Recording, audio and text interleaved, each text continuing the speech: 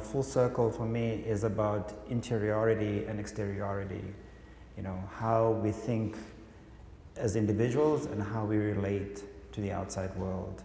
And so, it's also about this process, which is a journey, that the journey, even though the circle has no beginning and ending, but it's a continuous movement, between the different places where Andrew has been, his thought processes, and how the work really is not a linear progression. And so when you walk through the show, there isn't really a trajectory in terms of, okay, he started here in the 70s, he ended there in the 2000s. No, the work is all interrelated. And if you look at it, it's really hard to say that, oh yeah, these were the early works and these are the later works. I think there's a definite continuum in terms of his strategies, in terms of the formality of the work, and in terms of the spirit of the work. And so I think, on that note, I think I want to sort of bring Andrew into the conversation, and let's take this journey together and see where we'll end up. I say thank you, Tumelo. I'd like to thank Lou Rupert, who's not here. I was sitting in Kingston in the park drinking coffee, minding my own business, and observing people. And for 6 months, I observed Lou walking up and down his morning exercise, and he used to see me every day drinking coffee. And one day we said hi. He asked me what I did. I said, I'm working on a building that I bought from Ben Wickfall, but I dabble in art. And we became friends. And a year later, I was in a show that Carl Hazelwood put together downtown, and my name was mentioned in the Wall Street Journal. And he said, I thought you said you dabble in art. I said, well, I like to say that because then I didn't have to explain myself. Art for me is not a career, it's a life. I grew up in a very poor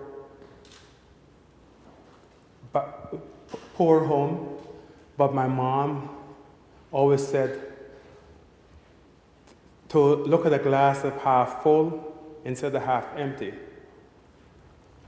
I always had food on the table. I never went hungry, but pocket money was a problem. My mom was a single mom. My dad was one of those dads that didn't want any responsibility, so he had one kid there somewhere. No, a bunch of kids all over the place. I knew him, and just like how I observed people, as time go by and I got into art, I made a deal with him that he is responsible for buying me my oil paints and all the art materials I need. I fall into art because I was one of those kids that loved to dismantle things. And I think one day I was trying to dismantle the radio to see the man in the radio, and my mom said, okay, that's it. Go and kneel in the corner. And I happened to have a pencil in my pocket. I think it was about 6. And I started drawing on the wall. And after that, I have her sit as my mother. I would do sketches of her and all my neighbors. I made kites. I fixed bikes. I always had something going to make pocket money. I get up early in the morning at 5 o'clock, which I still do. I exist in 5 hours sleep. I've always existed in 5 hours sleep. And I go down to the wharf where the guys will come in from fishing all night, and I will help them bring in the catch, and I will get free fish or shrimp. So I always had deals. I've learned how to make deals. So art for me was never about making something to sell or to put on someone's wall. because they really want the art market there. Art was something for me because I had a problem with speech. I stuttered and I shy, and I got beaten up many times until I learned how to fight. And you could be minding your own business, but somehow walk in the wrong place and you end up in a lot of trouble. So I got in a lot of trouble, but art saved me. Like every time something happened, I was home drawing. But I could find bad, or bad come to find me. My principal at school, school was my worst nightmare. My mind was somewhere else. I wasn't learning anything there. I didn't even want to be there. But she said, Andrew, there's a national competition. Since you love to draw, apply in this national competition. So at 13, I painted this big painting and walked it to the National Museum where the national competition was being held.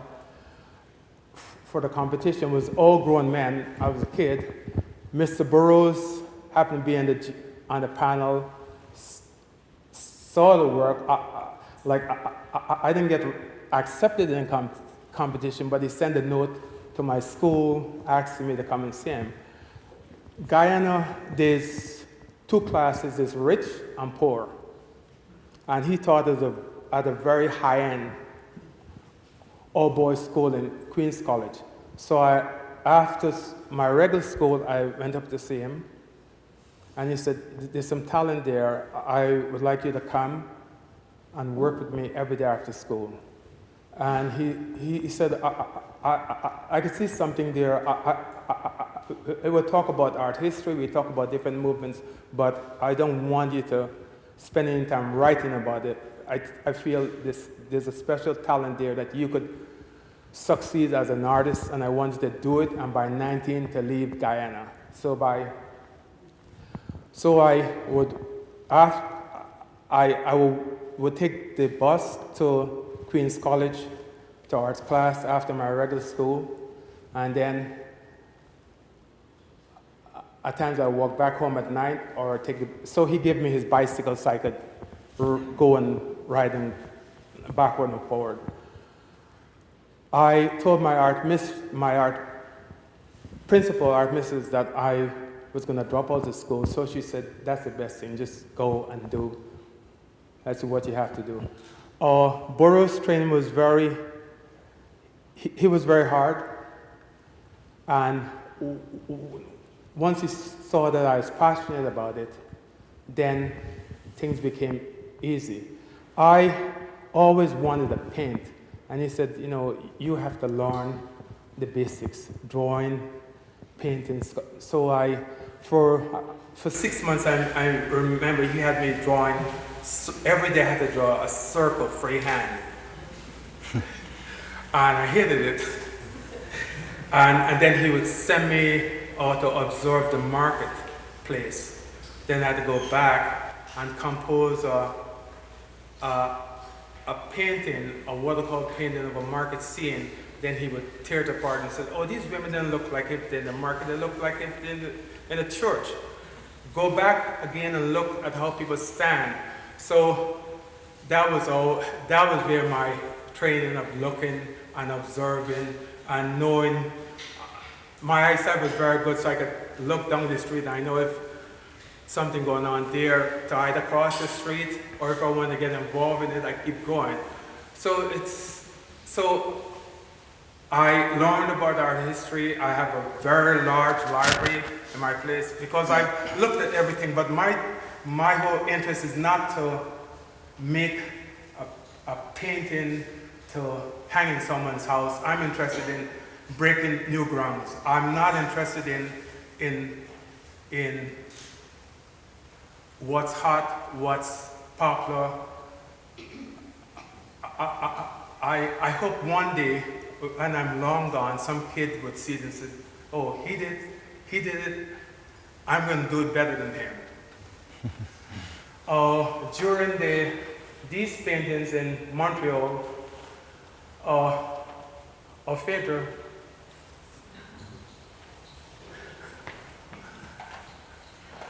I lived in Montreal, and when I was working on this series of painting, I was hanging out with Phaedra's mom, and Phaedra was 8 and her brother was 9, so Phaedra was seeing this series done in Montreal. So I'm always, and this was the beginning of pushing the boundaries, but even though I was in Canada, I was always looking back at what I saw in Guyana as a kid and looking at art history and trying to tweak. I'm always trying to tweak it and think outside the box.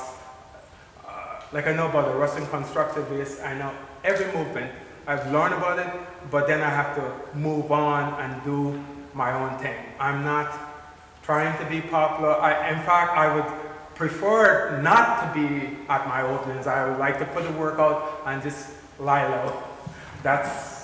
But once again, thanks to the Dorsky, thanks to Daniel, Sarah, Tumelo, because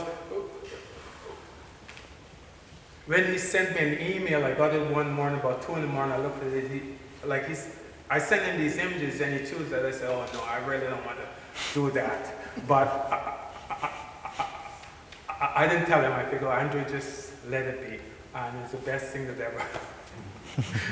I had my doubts about it, but it worked, and I'm glad that Phaedra is here because I knew her when she was a little kid, and she's here. She's seen these done, and basically the techniques of these, I was throwing ball bearings on the surface, pieces of cloth.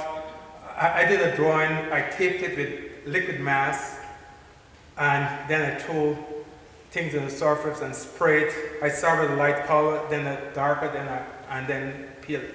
So it's just bouncing backward and forwards. And the reason I can't call myself a painter. I'm not a painter. I'm not a sculptor.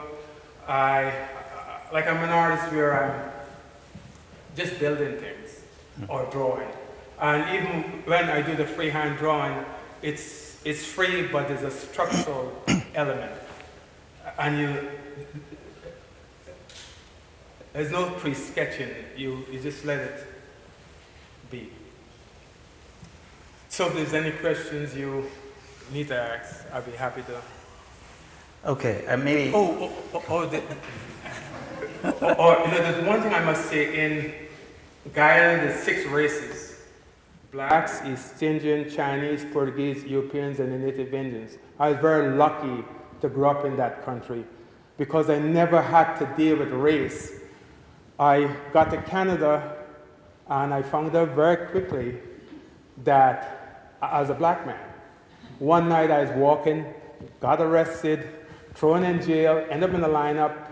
I was in jail for 8 hours. I had to keep my cool. My dad was a cop, so I knew, an undercover cop, so I know how cops think. So I had to keep my cool. Then I started to make art in such a way and name my pieces that stayed away from race, sexual preferences.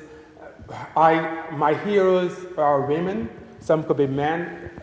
If the work is good, that's what's important. And my pieces, I try to keep race out of it and just look for a wider range. Because if you get into a box,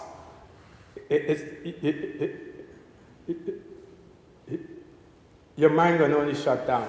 So I try to keep moving backward and forward. Thank you.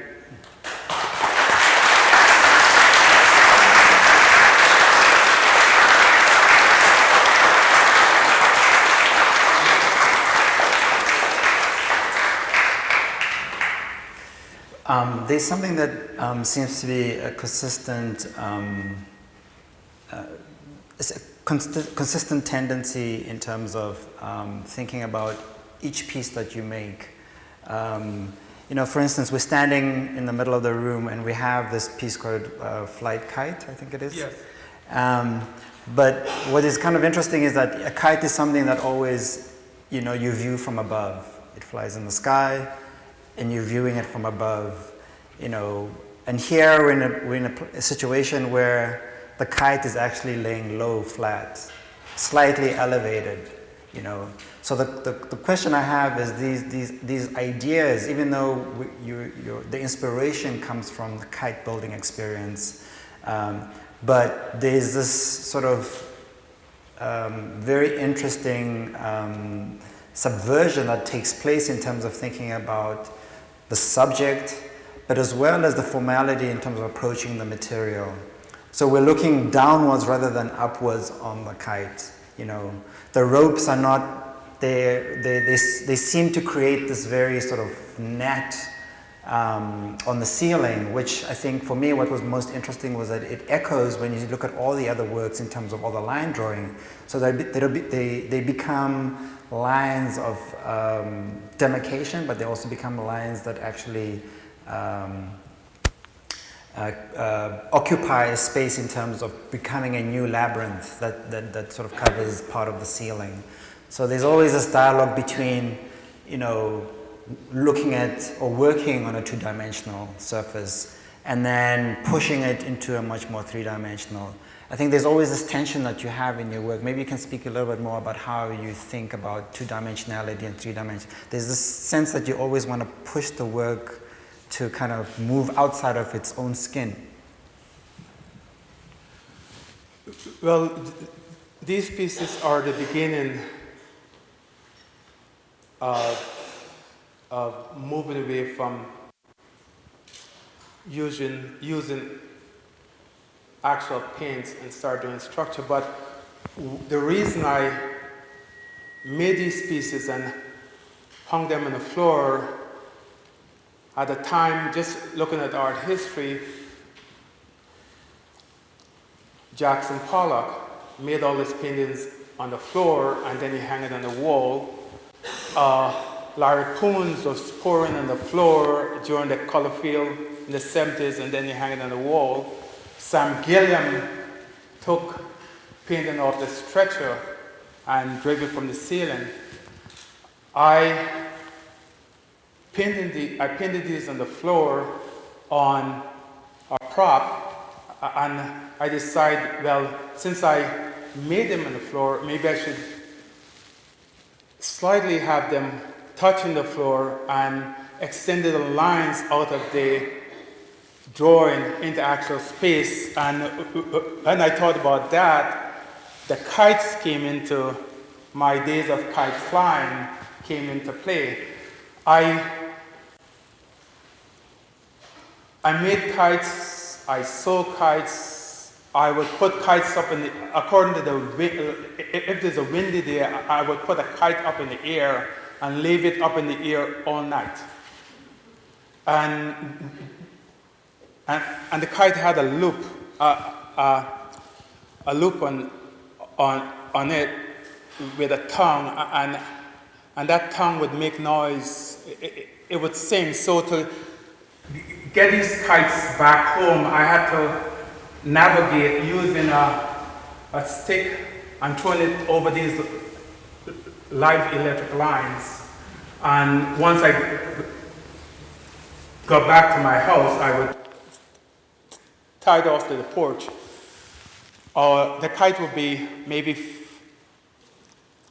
15 blocks away, or maybe further. So people would follow the string to see which house it was tied off on. And it was a number of people doing it, not just me, but a number of my friends did that. So it was just one way of bugging neighbors. But that's where I, once I started thinking of extending my drawings into actual space, I started to think of my days of kite flying. So I'm just weaving life into making art. And like I think it's important to learn the fundamentals of art, and then at some point you have to stop being an artist in order to make art.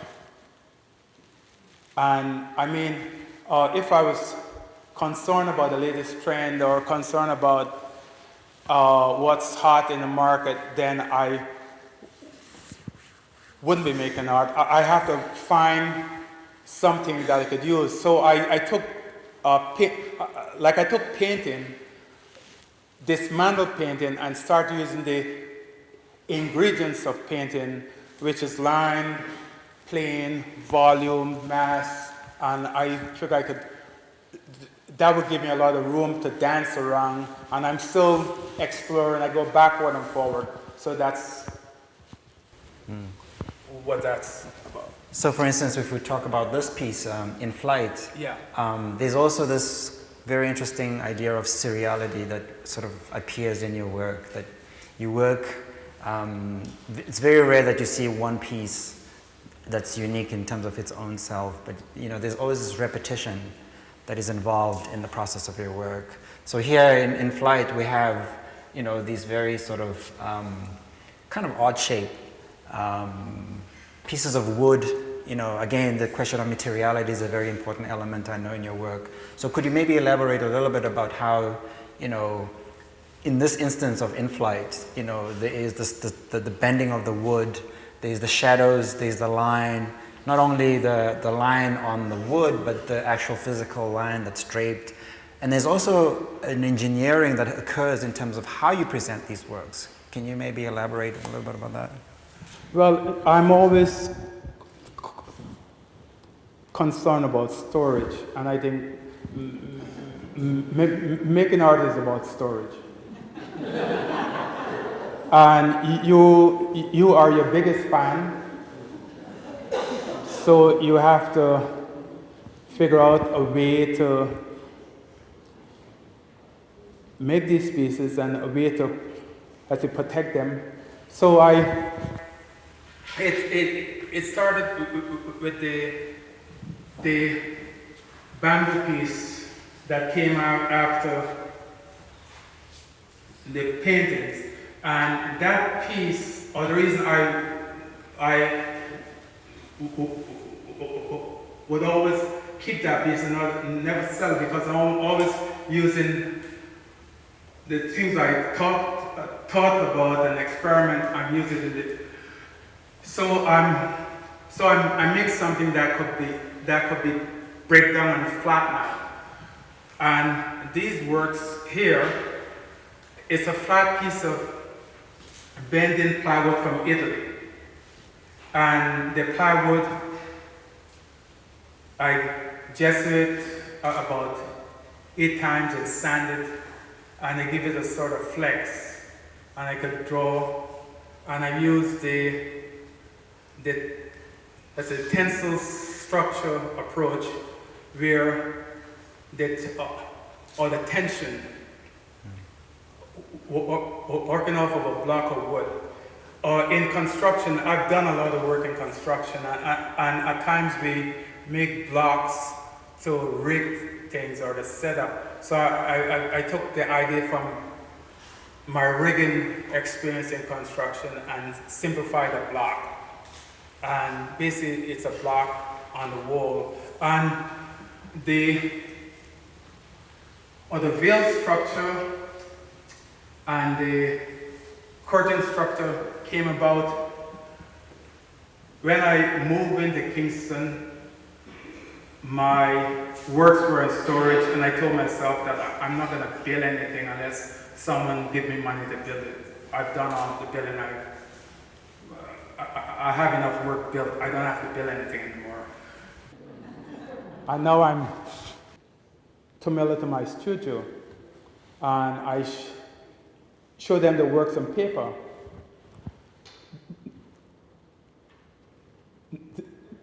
In 2013, and they said, and they asked me how I was planning to exhibit these works. I said, well, these pieces are made to be behind glass. And they said, you sure you want to put those behind glass? So they left. And I went into my notebook from 1980, because I keep notebooks. I work on ideas, and I just put it aside, and one day I may build them, maybe I may not. So they left, and I went back to an old concept of an easel painting series I was going to do that I never done. And I took that concept and I thought about a clothespin, and I took the clothespin and added the clothespin. So those sheets of vellum and paper are just it's just hanging there by tension. But because Daniel and Tumelo asked that, I came up with a whole new series of work. I wasn't planning to do that. So in the spirit of, thinking about, you mentioned something about storage, that the idea of, making also implies you thinking about, how do you actually preserve these works? I just want to go back a little bit about, before even in the making, there's also the question of space, where you make these works. So during the moment when you were having no studio, you trained yourself to use the computer. Can you maybe elaborate on the air rights? Those are the works all the way back on the wall, which I think are the only works in this exhibition that I would say have a much more, include photography. In 2004, I got the Bart Newman grant with no strings or questions attached for $150,000. So I used that to buy 3 shipping containers to pack up everything I had in Banker Street and send it to Vermont. And my plan was to stay out of the state of New York, maybe stay in Europe, but somehow I'm back here. So during floating, and I was fashionable homeless, I was camping out on Susan's Crow floor, Robert's Bland apartment on the sofa. I had like 5 sets of different keys, including keys for someone's truck. And I don't drive. I didn't even have a driver's license, but I had keys to that person's truck. So I bought the CAD program and literally sat down and taught myself CAD because I had to do something. My comment on real estate was to do the Air Right series. And basically, it's a way to create sculpture or a structure without having to build it. So I have a series of work, and I'm still planning to work on more. And on Thursday, this great architect that I really admire died, and she's the only one I know who, Zahra Adi, who I admire, who would use CAD the way that most architects have been able to use it. And she used the curves, and the reason she's able to use the curves because she grew up in Iraq, and the writing. So that's where that curve came from. In my CAD forms, I think the freehand drawing that goes to the Timeri and the Nazca lines have a lot to do with the forms that I'm playing with. And this is just a tip of the iceberg. And the reason I say that, and I number I try not to give my works 1 to 3, and the reason I don't give them 1 to 3, then as people know how much work I have, so I give them numbers, a series of numbers, so you can't tell how many pieces I'm doing. And my friend D. Antonio, and as Castelli told me once, he said, Andrew, Bob make a lot of work, and he put too much out. Jasper make less work, and he don't put any too much out. He said the thing, you have to control the market. Even if it's not selling, you have to control the market.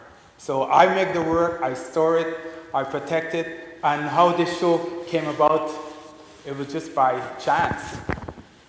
And because I had the work, Lou was able to get Sarah and Daniel on board, and it's nice. And I've gotten a chance to work with Tumelo because I've known of what he'd done, but I was too busy fighting in court.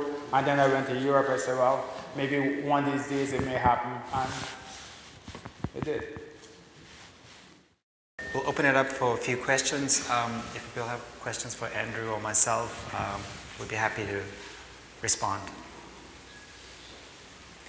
Yes? Can you talk a little bit about the significance of the metal drums that form? Oh, in Guyana, I hanged out on the docks after school because my uncle was a seaman, and when he was in port, I was able to hang out, and he was out of port. I knew who to talk to get on the dock, so I was able to hang out on the dock. And Guyana, the ships, ships came from Trinidad with cooking oil, and it came in 55-gallon drums. And I've always been fascinated by the drum because I think it is a perfect, as far as an object, it's a perfect, as a proportion.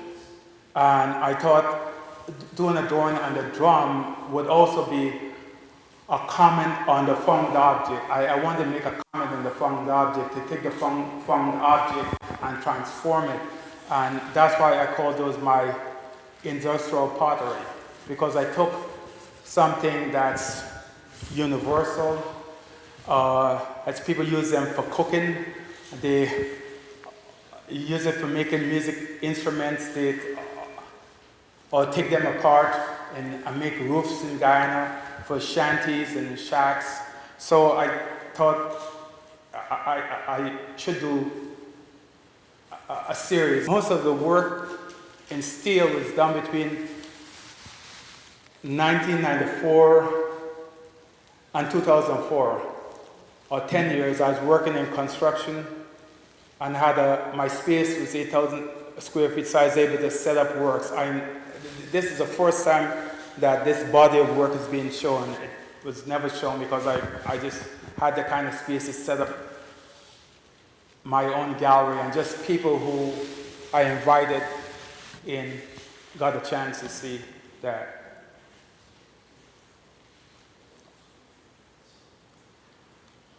How many of those works did you actually make? Once in technology. And the rusting process came about. I saw the hulls of ships on the docks with tons of rust. But what made me realize I could rust canvas and paper, my mom, when she did her sheets and she hung them on the lines in the backyard, the clotheslines was wire, so the sheets would rust, and they had a technique that you take a lemon and you take a needle and you rub the needle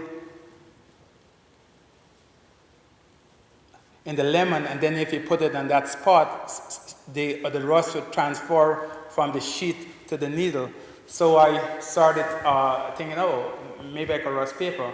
And the canvas, the reason that series, the paint instructor series, the 9 in that series is canvas dip in matte varnish, because the matte varnish also had a lot to do with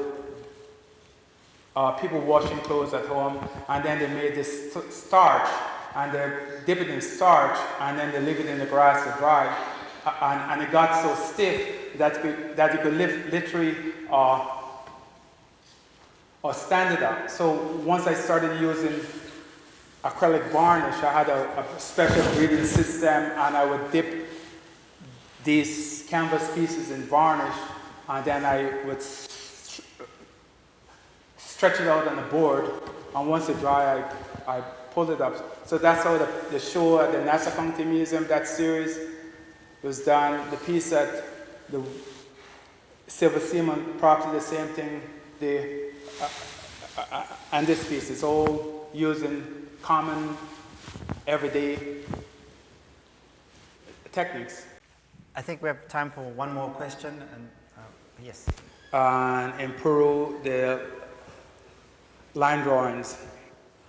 I met an artist, an archaeologist from London, when I was in my teens, and he invited me back to his library and allowed me to copy every line drawing that he had from way in the interior in Guyana, because it's hard to get there. Now, maybe it's easy to get there now, but in those days, unless you had money in a plane, it's hard to get there. So I copied those drawings in 1967, and in 68, once I was moving away from painting figures, and I wanted to work with line. And the reason I was moving away from painting figures because the kind of paintings I made had to do with the suffering in Guyana. So it weren't the kind of paintings that's one would hang on the wall, because it weren't something that you would hang in your house, because it dealt with human suffering. And I did a few of those, and then I figured I had to get out of that, because if I didn't get out of that, I get stuck, trapped. So I moved to the line drawings, and it's very spontaneous. I don't pre-sketch, and once I make a line, I look at the paper, and then that line determines whether I go left or right. But you have to be willing to take that, to be willing to mess something up. But somehow, there's pieces that flow and pieces that take some time. But my process of working, I work in stages. In painting surfaces, I'm painting surfaces. I paint maybe 100 surfaces. And then I do paper, I do vellum, I do plywood. The plywood, these surfaces was done in 2003, after I came back from Rome. I was looking at the tops of architecture in Rome, and those surfaces is painted. Then I have over 100 surfaces I paint, and then I had to close up my loft. So like all those things are sitting in Vermont. So now that I'm on park, I just take out surfaces and draw. So you break it up in such a way that your head is in the painting, so you're thinking of all the possibilities. And then if I'm thinking about structure, I'm doing structure. And then the line drawing I do in between cooking, in between talking on the phone. And my friends really get annoyed when I'm talking to them and they hear the pencil sharp and go, "Oh no, you're drawing." But you have to just allow it to happen. And I look at these forms, I can't believe I've come up with that. And it's nice to have that surprise, because you look at it and say, I wonder what was going on in my head at that time. But you just,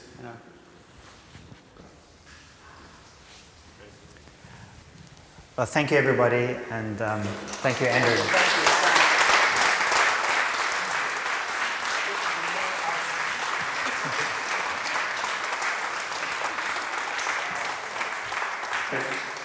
Thank you, everyone.